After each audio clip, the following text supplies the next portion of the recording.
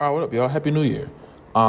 First things first, I want to wish my condolences to everyone who was affected in the terrorist attack on Bourbon Street in New Orleans yesterday, or last night, I believe it happened. I saw it when I was walking this morning, and I thought it was like something. I didn't know what it was. I went and I walked past a bar that was showing the TV through the window, and I was looking at it, and I couldn't even like. It took a minute for me to process what I was watching.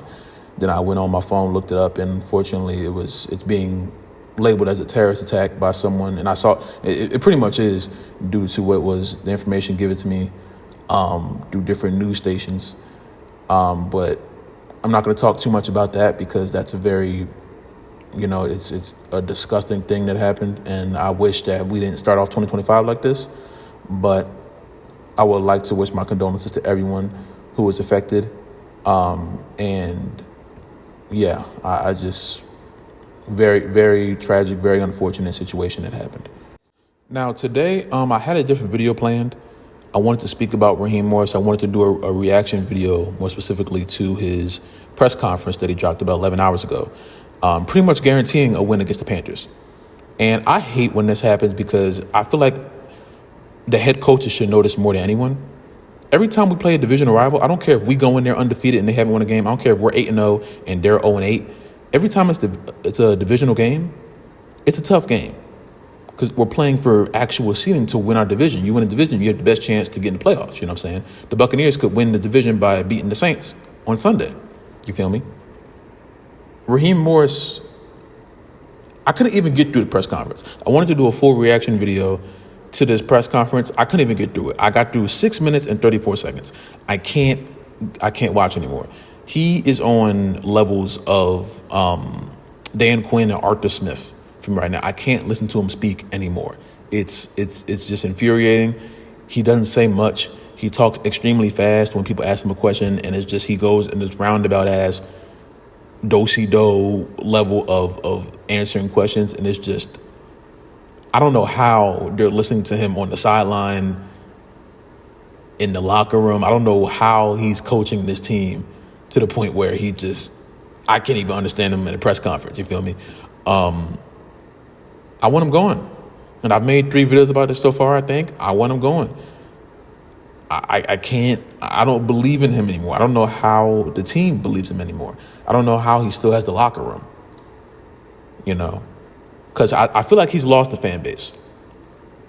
I feel like about 98% of my comment section over the 3 videos that I dropped, out of all of those videos, all of the comments, 98% of them, from what I read, are on the same side of saying, yes, no more Raheem. You feel me? You got that 2% that's like, oh, let's give him another chance. We don't talk about that. You know what I'm saying? That's over there.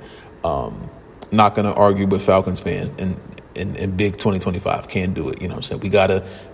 I made a whole video about that too, but we got to stay more united as a fan base because, you know what I'm saying, we're on the same team. But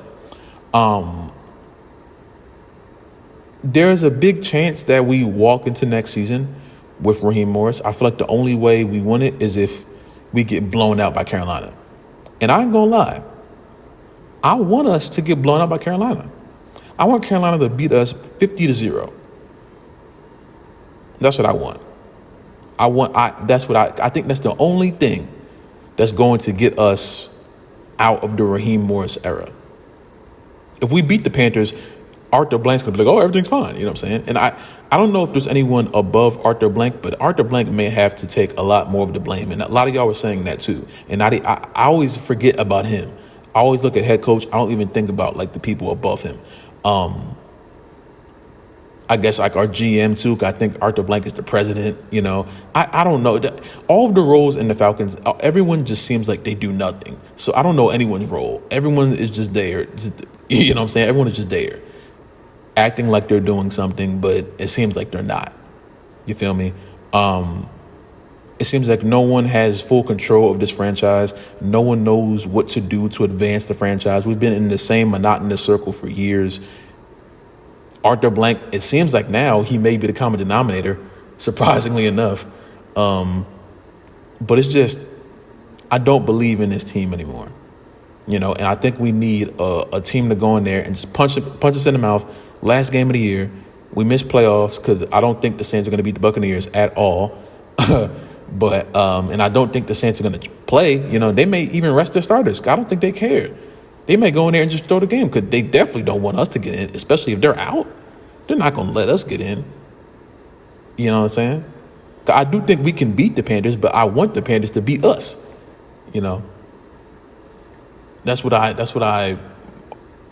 I'm willing to sacrifice getting beat by the Panthers if it means no more Raheem.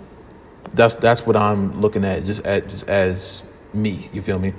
But yeah, it's just this team is in the position right now where it's like I do not care what they do.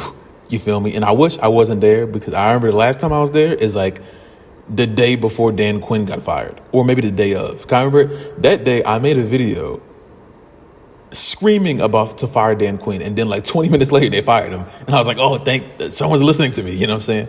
But it was really just a circumstance kind of thing, a coincidence. But I don't think it's gonna happen again.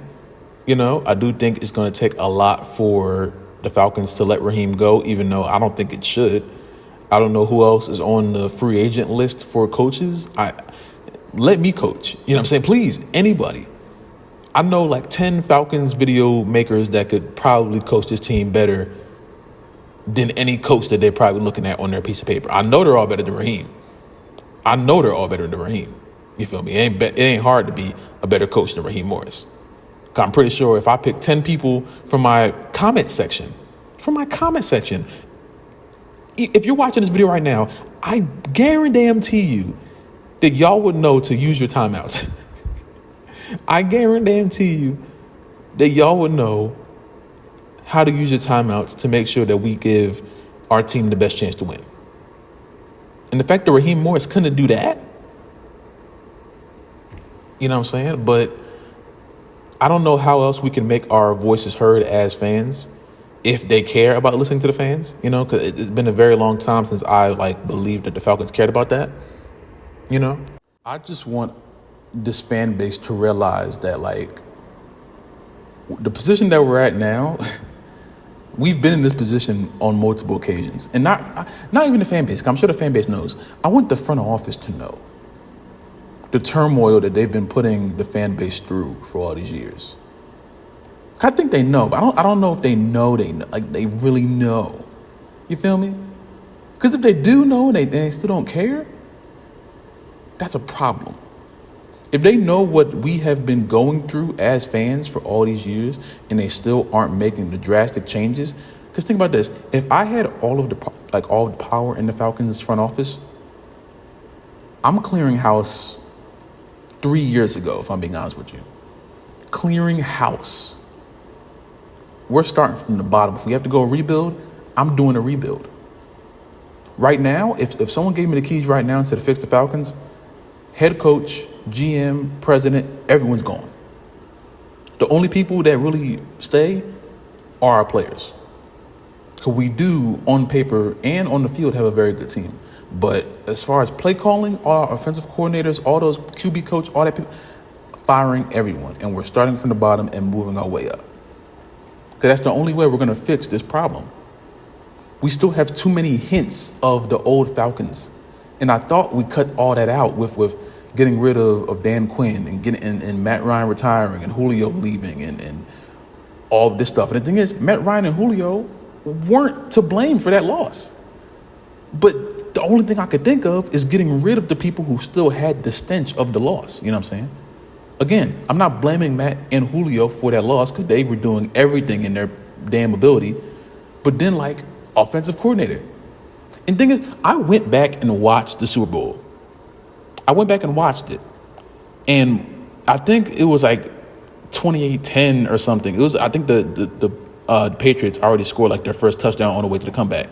And it was 3rd and 1. And Matt Ryan is in the shotgun about to throw the ball down the field. And I'm like, who called that play? You feel me? But then I go watch a current Falcons game and it's the same thing. We have a totally different offensive coordinator. That was Shanahan. We have a totally different offensive coordinator now. And we're still doing the same thing. We're still third and short, throwing verticals, throwing the ball 20, 30 yards down the field. What the fuck? What are we doing? We're still not using our timeouts.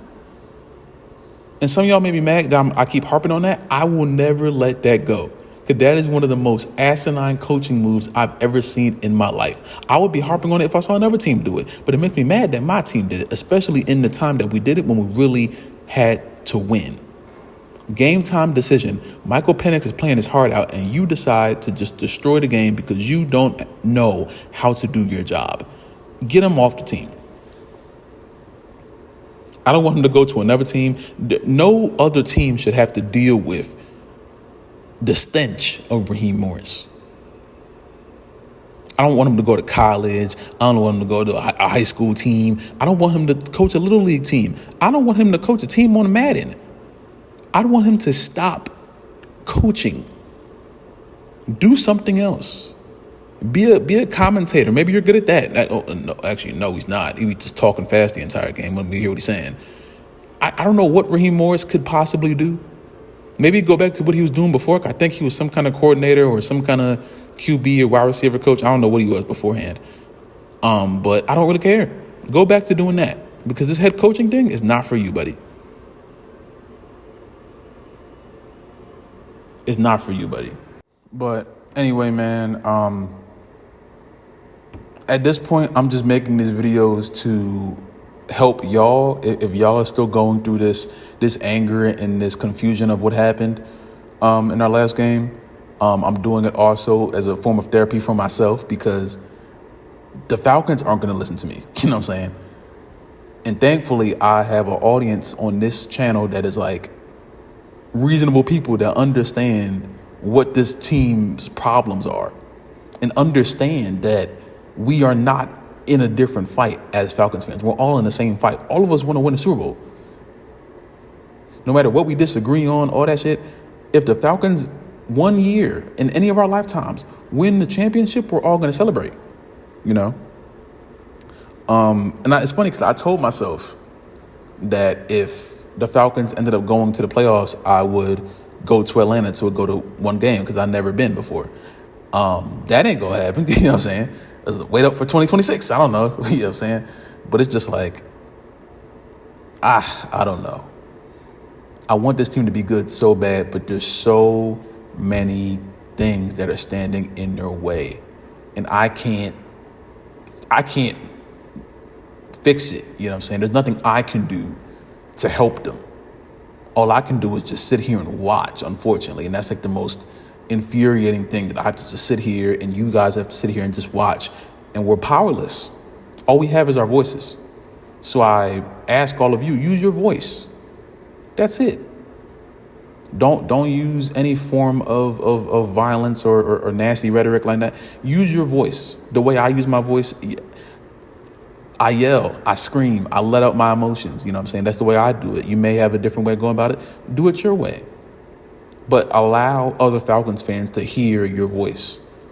And if someone in the front office hears your voice, that's even better. Because then they know our fans aren't stupid too. You know what I'm saying? Then they know that we actually care about the future of this team and we're not just out here watching and spending money on merch and tickets and all this stuff just because we have nothing else better to do. You know what I'm saying? As fans, I think we do deserve something. And that is a team that wants to win, a front office that wants to win. Because if we don't have that, what else do we have? But y'all stay safe, man. God bless y'all. And I will see you in the next video, man.